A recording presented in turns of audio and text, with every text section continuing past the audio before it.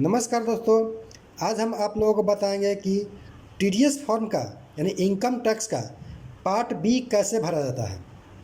तो सबसे पहले चलते हैं कि जो व्यक्ति भर रहे हैं उनका ग्रॉस क्या है, ग्रॉस सैलरी क्या है, यानी टोटल इनकम जो कटता हो, जीपीएफ, सीपीएफ, पैन कार्ड या जो भी कटता हो वो सब जोड़ जाड़ कर तो वो होता है ग्रॉस। तो ग्रॉस उस व्यक्ति का देखिए दोस्तों 6,52,729 रुपया है। तो ये उसका ग्रॉस सैलरी हो गया। और सेकंड कॉलम में आता है कि अलाउंस कौन कौन सा उसको मिलता है, यानी जो डिडक्टेबल है वो कौन सा है। तो एक रिकवरी आता है, जैसे कि पहले उसको मिलना चाहिए था कम वेतन लेकिन ज़्यादा मिल रहा था, तो उसको बाद में सरकार रिकवरी कराती है, तो रिकवरी होता है। तो उस व्यक्ति का देखिए दोस्तों ये 3701 रुपया रिकवरी में गया है, यानी ये पैसा उसको मिलना नहीं था लेकिन मिल गया था तो इसको वापस ले लिया सरकार। उसके बाद HRA आता है। HRA मतलब हाउस रेंट होता है। तो हाउस रेंट में जो होगा वो व्यक्ति अपना कागज़ लगाकर, यानी हाउस रेंट कोई है तो हाउस रेंट का भी कैलकुलेशन बताते हैं आपको कि हाउस रेंट का कैलकुलेशन कैसे किया जाता है। तो हाउस रेंट में वो व्यक्ति उतने का कागज़ लगाते हैं, जैसे कि 12 मंथ का उनका जो बेसिक पे है उसको जोड़कर 10% से जितना अधिक का वो रेंट का कागज़ देगा, यानी उसका 10% आ रहा है 50,000 रुपया, यानी उसका बेसिक पे है 12 मंथ का जोड़ने के बाद 5 लाख रुपया, ठीक। तो उसका 10% ले लेंगे, तो 10% ले लेंगे तो हो जाएगा 50। तो 50 से ऊपर जितना का भी वो कागज़ दिया होगा, यानी वो देगा 96,000 का, तो उसका डिडक्टेबल होगा 50 माइनस 46,000 रुपया डिडक्टेबल होगा। यानी जो कम रहे उसको जितना हाउस रेंट मिल रहा है और जो कम उससे दिया है, मान के चलिए कि हाउस रेंट उसको मिल रहा है वेतन में 20,000 रुपया और वो कागज़ लगाया है 16,000 का, तो उसका 16,000 रुपया उसको माइनस होगा। यदि वो लगाता उसके बेसिक पे का 10% से अधिक लगाता तो 10% उसमें से माइनस करते और ये भी मिलाते कि जो मिल रहा है उससे ज़्यादा तो नहीं हो रहा है, तो जो कम रहेगा उसी को माइनस करेंगे। तो ये दोनों रिकवरी माइनस होता है किसमें, ग्रॉस में, दोनों को माइनस कर देंगे, जोड़कर आ जाता है 37। मतलब यहाँ पर तो जीरो है, HRA जीरो है और रिकवरी सिर्फ है, तो रिकवरी सिर्फ है तो 3701 रुपया है। इसको देखिए कॉलम 3 कह रहा है कि बैलेंस 1 - 2, यानी 1 में से 2 घटा लिए, यानी 2 में जितना इनकम उसको मिल रहा था, जो अलाउंस मिल रहा था उसको घटा लेंगे 1 में से। तो 1 में से घटाएंगे तो यहाँ पर लिख देंगे, यानी 6,52,000 में से समथिंग में से ये 3700 रुपया घटा लिए तो इतना आया। इतना आने के बाद कॉलम 4 में चलते हैं, स्टैंडर्ड डिडक्शन। कॉलम 4 का स्टैंडर्ड डिडक्शन 50,000 हर किसी को अलाउ है, ये हर हाल में माइनस होता है। और टैक्स ऑन एम्प्लॉय प्रोफेशनल, यानी प्रोफेशनल टैक्स दे रहा है, सर्विस टैक्स दे रहा है, तो कोई 1,000 रुपया किसी का लगता है, किसी का 2,000 लगता है, तो ये दोनों जोड़कर कॉलम 5 में लिखा जाएगा। यानी कॉलम 5 में कह रहा है A एंड B दोनों को जोड़कर 52,000 आ रहा है। तो अब इस 52,000 को इसमें से, यानी कॉलम 2 में जो आया था, कॉलम 3 में जो आया था माइनस करके, इसमें से इसको घटा देंगे। घटाने के बाद यहाँ कॉलम 6 में लिख रहा है 3 - 5A, यानी 3 में से 5 को घटा देंगे तो इतना आ जाएगा, यानी 5,97,028 रुपया। अब यहाँ पर आएंगे, देखेंगे कि अब कॉलम 8 में आते हैं। 8 में, कॉलम 8 में देखिए दोस्तों बोल रहा है कि ग्रॉस टोटल इनकम 6 + 7, यानी इसमें भी यदि कॉलम 7 में भी कोई इनकम आता है तो उसको जोड़ लेंगे किस में, 6 में, जो यहाँ पर जोड़ कर आया इसमें जोड़ लेंगे। तो कोई इसमें इनकम नहीं आ रहा है तो यहाँ पर लिख देंगे, जो आया यहाँ पर उसको यहाँ पर डाल देंगे कॉलम 8 में। उसके बाद कॉलम 9 में चलते हैं। तो कॉलम 9 में सेक्शन 80C का कहता है कि 80C में GPF क्या है, LIC है, सुकन्या है और PPF है और 5 ईयर्स का फिक्स डिपॉजिट है, ट्यूशन फ़ी है, उसके बाद होम लोन है, होम लोन का प्रिंसिपल, उसके बाद म्यूचुअल फंड है और रिवेन्यू वेस्ट है, NSC। तो ये सब जो है डिडक्टेबल है और डिडक्टेबल के बाद भी 1.5 लाख से ज़्यादा नहीं आना चाहिए। यानी ये 80C का 1 से लेकर 10 तक जितना भी फिक्स किए हैं रुपया, जहाँ पर खर्च किए हैं उसका फिक्स किए हैं उसका 1.5 लाख से ज़्यादा नहीं होना चाहिए। ठीक, तो ये टोटल देखिए दोस्तों, उस व्यक्ति के पास GPF इतना मिल रहा है 47,738 रुपया, फिर GIS ग्रुप इंश्योरेंस है 360 रुपया, फिर उसके बाद LIC प्रीमियम या सुकन्या दोनों को जोड़कर यहाँ पर लिख दिया 55,318 रुपया। ये तीनों जोड़ने के बाद आ गया कॉलम 80C के ए में, ए के टोटल 10 में आ जाएगा टोटल, ये टोटल जोड़कर आ जाएगा 80C के 10 में। तो ये हो गया 1,03,416 रुपया। अब इसको सामने में लेकर आ जाएंगे। यदि यहाँ पर 1.5 लाख से ऊपर होता तो यहाँ पर सिर्फ 1.5 लाख लिखते, यहाँ पर 1.5 लाख ही लिखते। उसके बाद आ जाते हैं कैलकुलेशन में। अब कॉलम 10 में आ जाते हैं। कॉलम 10 में आने के बाद कह रहा है कि चैप्टर 5A B ये सबको जोड़कर, यानी ये इसको जोड़कर जो भी आएगा यहाँ पर लिख देंगे। यानी इसमें 1,03,416 आया तो वो आया, प्लस में बी में कोई भी रहता, जैसे कि होम लोन होता, रेट इंटरेस्ट होता, होम लोन का इंटरेस्ट होता तो इसमें से जोड़ देता, तो इसको जोड़ लिया जाता इसमें। ये देखिए होम 80G जो है हाउस रेंट का, मतलब होम लोन का, ये इंटरेस्ट वैल्यू जो रहता है, इंटरेस्ट वैल्यू इसमें जोड़ देता है। मान के लिए इंटरेस्ट वैल्यू देता होगा होम लोन का 20,000 रुपया, चाहे जो भी हो, उसको इसमें जोड़ लेते हैं, और जोड़ने के बाद यहाँ पर टोटल लिख देते हैं। तो अब इसको क्या करेंगे कि इसमें से कॉलम 8 में घटा देंगे, कॉलम 8 में से कॉलम 10 को घटाएंगे। तो यहाँ पर देखिए कॉलम 11 में बोल रहा है कि 8 - 10 राउंड फिगर में, तो 8 - 10 राउंड फिगर में 4,93,620 रुपया होगा। लेकिन वो जोड़ घटाने के बाद आ रहा था 4,93,612 रुपया। तो राउंड फिगर में आ जाता है 10 के राउंड फिगर में आ जाता है 20 रुपया, यानी 4,93,620 रुपया। तो इसमें से माइनस 2.5 लाख करेंगे, 2.5 लाख, इसका 5% ये हो जाता है 12,500, ये 5% है, ये 5% है। और ये घटाने के बाद जो आया, 2.5 लाख घटाने के बाद जो आया, मान के चलिए x आया, तो x का 5% ये 12,181 रुपया है। ठीक, तो ये क्या है कि 12,181 रुपया 2.5 लाख के 5% से कम है, तो ये टैक्स के अंदर में नहीं, दायरे में नहीं आएगा। यानी सीधा समझना है कि जैसे ही यहाँ पर 5 लाख से कम होता है वो टैक्स के दायरे में नहीं आएगा। ठीक है, तो यहाँ पर 5 लाख नहीं है, 7,000 कम है। यदि 5 लाख पूछ जाता, यानी 5 लाख रुपया होता तो टैक्स के दायरे में आता और उसका रूल दूसरा लगता है। तो यहाँ पर नील हो गया दोस्तों।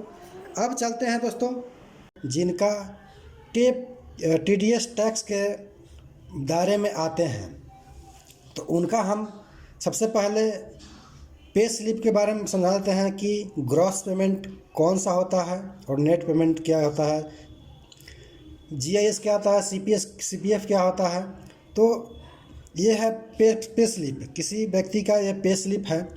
तो देखिए दोस्तों, यहाँ पर ये बेसिक पे हो गया, बेसिक पे में 60,400 हो गया, प्लस इनका डीए 38% अभी है, तो ये डीए हो गया बेसिक का 38% डीए। एचआरए हो गया, जिस किसी शहर में जिस रेट से मिलता हो एचआरए उस रेट से यहाँ पर कैलकुलेट होता है। उसके बाद मेडिकल हो गया और डिपुटेशन अलाउंस हो गया, राशन मनी हो गया, व्हीकल अलाउंस हो गया और अदर हो गया। तो ये 1 2 3 4 5 6 7 8 ये 8 कॉलम को जोड़कर जो पैसा आता है ये ग्रॉस कहलाता है। यानी ये हो गया मंथ मार्च का, ये ग्रॉस हो गया 90,456 रुपया। तो यहीं आ जाएंगे कहाँ तक, फरवरी तक। उसके बाद यहाँ पर देखिए दोस्तों, फरवरी है, 13 मंथ है, एरियर पे है, एरियर्स ऑफ डीए है। तो ये सब जाकर ग्रॉस में जुड़ जाते हैं। तो ग्रॉस ये एक साल का ग्रॉस है 12,33,684 रुपया। तो इनका ये टीडीएस टैक्स के दायरे में आते हैं, तो इनका कैलकुलेशन हम अब बताएंगे। ये देखिए दोस्तों, ग्रॉस के बाद जीपीएफ आता है। एक साल में वो व्यक्ति कितना कटा रहे हैं या कटता है, तो एक मंथ में उनका 10,000 कट रहा है जीपीएफ में, और किसी मंथ में भिन्न भी है। तो ये हो गया जीपीएफ, साल भर का टोटल जीपीएफ कितना जमा किए पैन कार्ड या जीपीएफ या सीपीएफ में। उसके बाद एक साल में कितना जमा किए जीआईएस ग्रुप्स इंश्योरेंस। उसके बाद टैक्स कितना पेड किए, ये टैक्स हो गया हर एक मंथ का अलग अलग जो टैक्स पेड कर चुके हैं साल भर में 22,935। उसके बाद सर्विस टैक्स में उनका कितना साल में लगता है 2,500 रुपया। उसके बाद यहाँ पर टोटल 25 हो गया, एक बार पेड किए हैं। यहाँ टोटल डिडक्शन, ग्रॉस में से जितना डिडक्शन हो गया डिडक्शन हो गया। तो यहाँ 12,33,684 में से टोटल डिडक्शन घटा देंगे तो ये नेट पेमेंट हो जाएगा। अब पे स्लिप समझा दिए दोस्तों।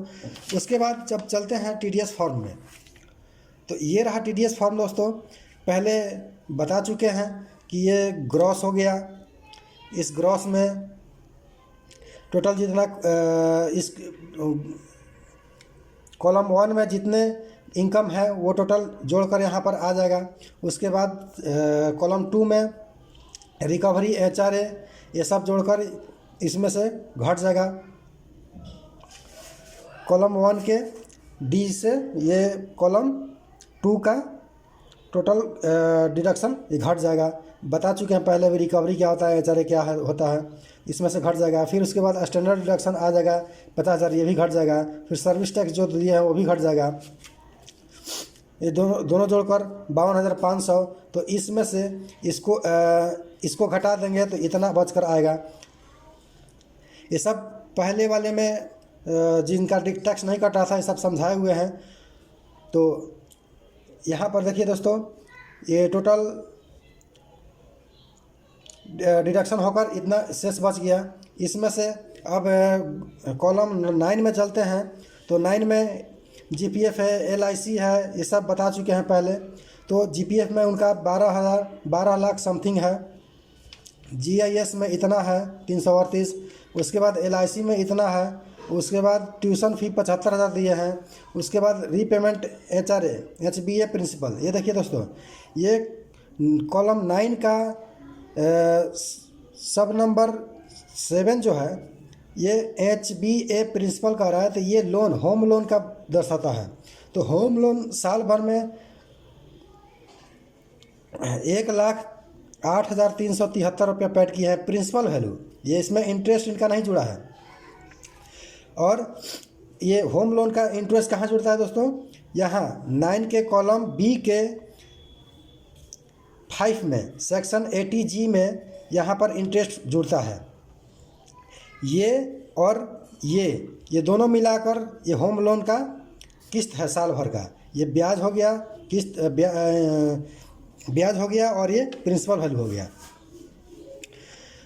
तो अब इसको यहाँ पर जितना दोस्तों आया, देखिए दोस्तों यहाँ पर आया है 3,28,758 रुपया। तो ये नहीं घटेगा, इसमें से मात्र 1.5 लाख आप कम कर सकते हैं, डिडक्शन कर सकते हैं। तो 1.5 लाख लिख दिए।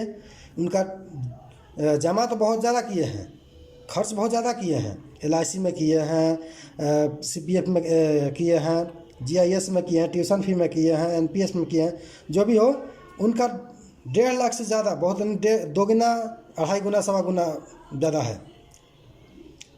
तो 3 लाख ना घटाकर मात्र हम 1.5 लाख ही घटाएंगे, क्योंकि ये रूल है।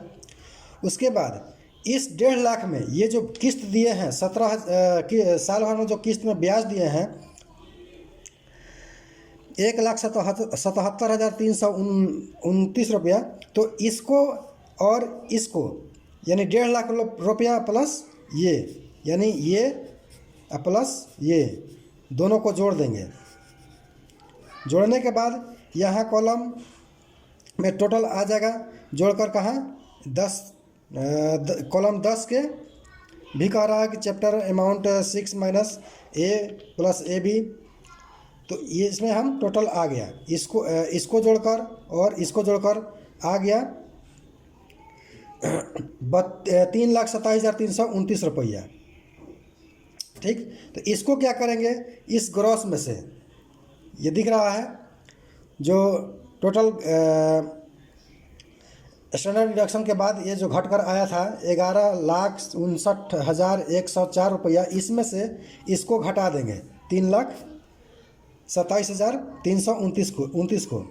उसके बाद कितना बचा, बच गया 8,31,755 रुपया। इसमें से इसको हम अंडर 10 रुपीज़ में लाएंगे, तो 75 है तो यहाँ पर 80 कर देंगे, 83, 17, 80 यानी 8,31,780 रुपये कर देंगे। अब इसमें से ये घटाएंगे 83, 17, 80, इसमें से 2.5 लाख घटाएंगे, 2.5 लाख घटाएंगे तो आ जाएगा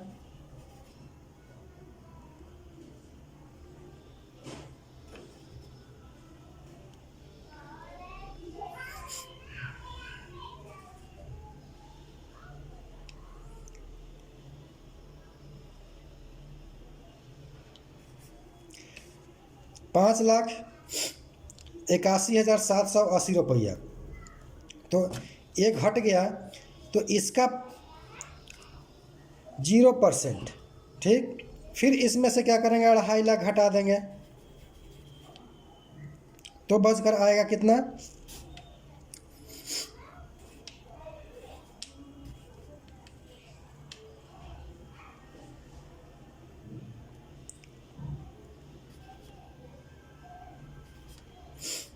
₹3,31,780 रुपया। अब इसका क्या करेंगे, 20% ले लेंगे, इसका 20%, इसका 20% कितना आएगा, इसका 20% आ जाएगा दोस्तों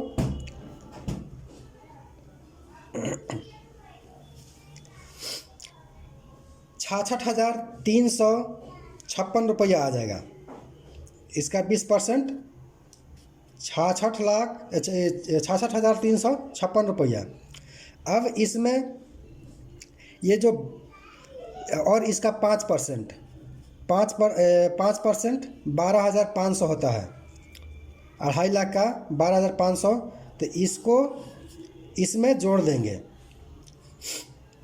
कितना, कोई किसमें, tax on total income, tax on column 12 में दिया हुआ है, कॉलम 12 में दिया हुआ है कि टोटल टैक्स हो गया 66,356 रुपया।